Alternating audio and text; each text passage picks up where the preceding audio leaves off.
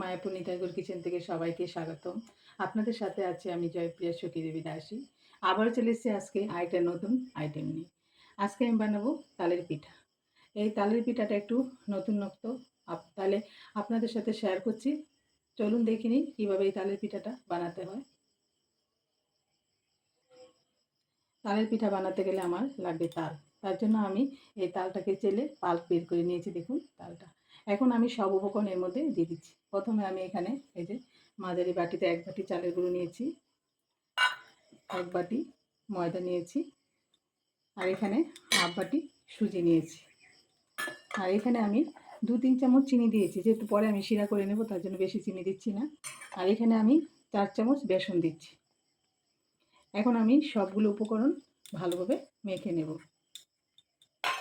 আর এখানে আমি অল্প একটু খাবার সোডা অ্যাড করছি। এটা দিলে কি হয়, সেই পিঠেটা খুব সুন্দর হবে। এখন এটা আমি হাত দিয়ে ভালো করে মেখে নিচ্ছি। আমি এখনও জল ব্যবহার করব না, দেখি যদি আমার জল লাগে তাহলে আমি জল দেব, কারণ এই তাল দিয়ে আমি মেখে নেব। যদি অল্প একটু পরিমাণে প্রয়োজন হয় আমি দিয়ে দেব।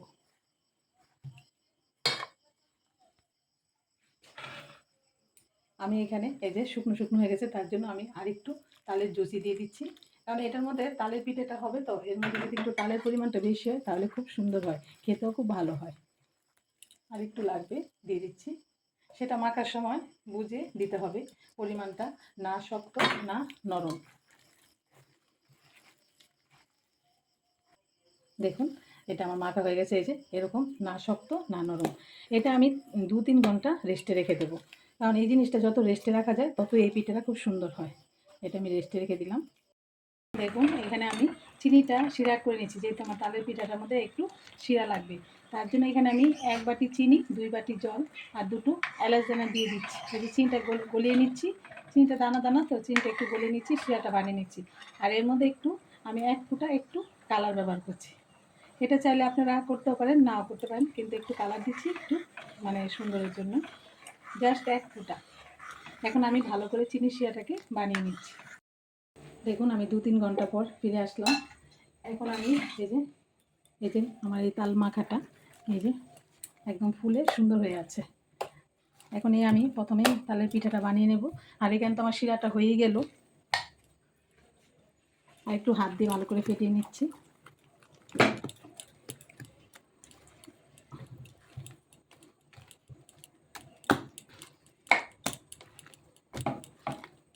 এই যে হয়ে গেছে।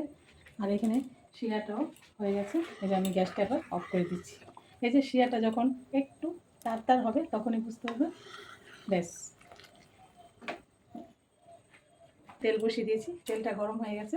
এখন আমি তালের পিঠাগুলি দিয়ে দিচ্ছি। এই যে হাতে একটু নিয়ে একটু আস্তে করে এরকম করে ছেড়ে দেবেন।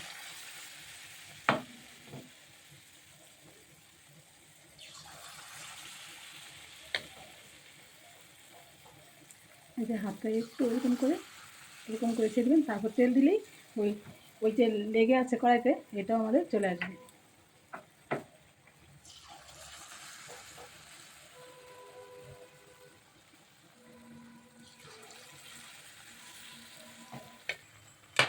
দেখুন এই যে তেলে সবগুলো কড়াতে লেগেছিল না, সেগুলি চলে এসছে।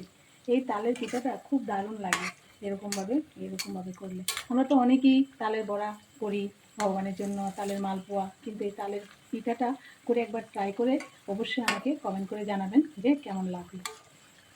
এখন আমি এপাশ ওপাশ ভালো করে একটু উল্টিয়ে দিচ্ছি। এই পিঠটা উল্টিয়ে দিচ্ছি, এটাও উল্টিয়ে দিচ্ছি। এবার ভালো করে উল্টিয়ে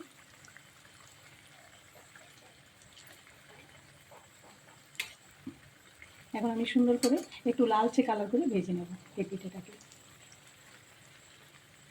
বড়াগুলো আস্তে আস্তে লালচে কালার হচ্ছে, এরকমভাবে আপনারা করে ভগবানকে ভোগ লাগাবেন। আর কি বলুন তো একটা কথা, ভগবানকে যখন আমরা নতুনত্ব একটা জিনিস করে দিই, মন থেকে কিন্তু খুব তৃপ্তি আসে, খুব ভালো লাগে। এরকমভাবে ভগবানকে নতুনত্ব বানিয়ে ভোগ লাগিয়ে যখন ভক্তদের হাতে প্রসাদ দেওয়া যায় তখন তো আরও ভালো লাগে, বেশি ভালো লাগে, মনের তৃপ্তি। এই জন্য আমি এই পিঠেটা, এই নতুন পিঠেটা বানাচ্ছি এরকমভাবে। আর একটু লালচে করে ভেজে নিচ্ছি। একটু কড়া করে ভাজলে কী হবে, শিরায় যখন পড়বে কালারটা খুব সুন্দর আসবে। দেখুন পিঠেগুলি হয়ে গেছে, লালচে কালার এসে গেছে। এখন পিঠেগুলি আমি ছেঁকে নিচ্ছি।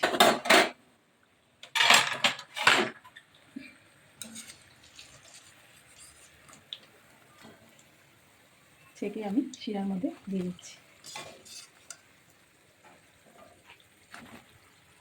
শিরার মধ্যে আমি শিরার মধ্যে একটু ভালো করে শিরাটাকে ভালো করে একটু ভিজিয়ে নিচ্ছি।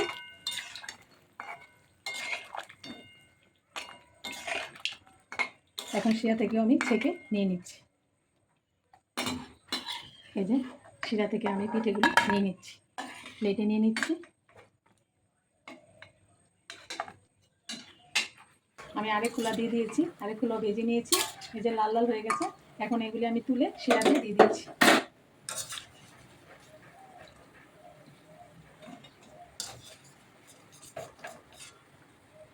তেলটা ভালো করে একটু ছেঁকে নিতে হবে। এবার এটা আমি একটু শিরাতে ভালো করে একটু ডুবিয়ে নিচ্ছি, একটু নেড়ে চেড়ে নিচ্ছি।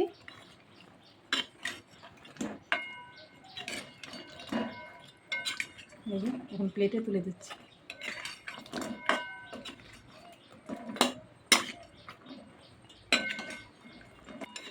এই যে ভালো করে শিরাটা ছেঁকে প্লেটে নিয়ে নিচ্ছি।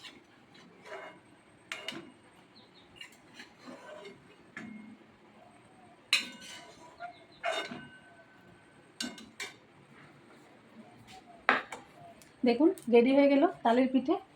এখন আমি আমার গৌনি থেকে ভোগ লাগিয়ে দেবো তুলসী পাতা দিয়ে। আর আমার রান্নার চ্যানেলটাকে যারা সাবস্ক্রাইব করেছেন তাদেরকে অসংখ্য ধন্যবাদ। আর যারা করেননি অবশ্যই করে দেবেন, আর একটা লাইক কমেন্ট শেয়ার করে দেবেন। আর আমার গৌনি থেকে একটু দর্শন করে নিন। সবাই ভালো থাকবেন, সুস্থ থাকবেন। আবার দেখা হচ্ছে পরের ভিডিওতে। হরে কৃষ্ণ।